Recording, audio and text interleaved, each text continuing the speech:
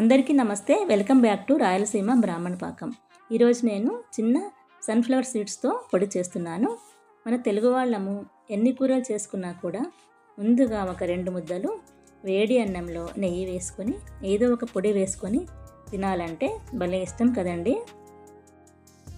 ఇవి చిన్న సైజ్ పొద్దుతిరుగుడు విత్తనాలు. వీటిని మా వైపు గురునూగులు అంటాము.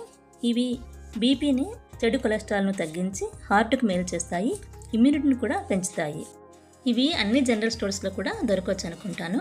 ముందుగా ప్యాన్లో ఒక పెద్ద సైజ్ కప్పుతో విత్తనాలు తీసుకొని దూరగా వేస్తున్నాను. లో ఫ్లేమ్లోనే వేయించాలి, త్వరగా మాడిపోతాయి. ఒక 2 నిమిషాల తర్వాత చిటపటలాడుతూ చిట్లుతాయి. చూస్తున్నారు కదండి, ఇట్లాగా చిట్లుతున్నాయి. తర్వాత 1 స్పూన్ జీలకర్ర వేసి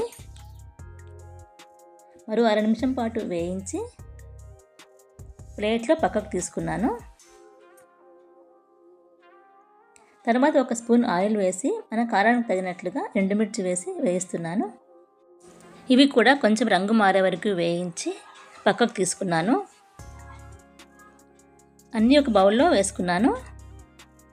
విత్తనాలు, ఎండుమిర్చి, తగినంత ఉప్పు, కొంచెం బెల్లం వేసి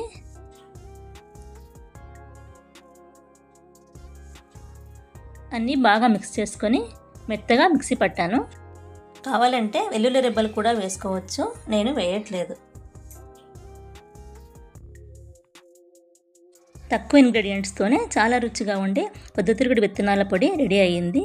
ఇది రైస్, చపాతి, దోశల్లోకి కూడా చాలా బాగుంటుంది. నచ్చితే లైక్ చేయండి. Please like, share and subscribe. Thanks for watching.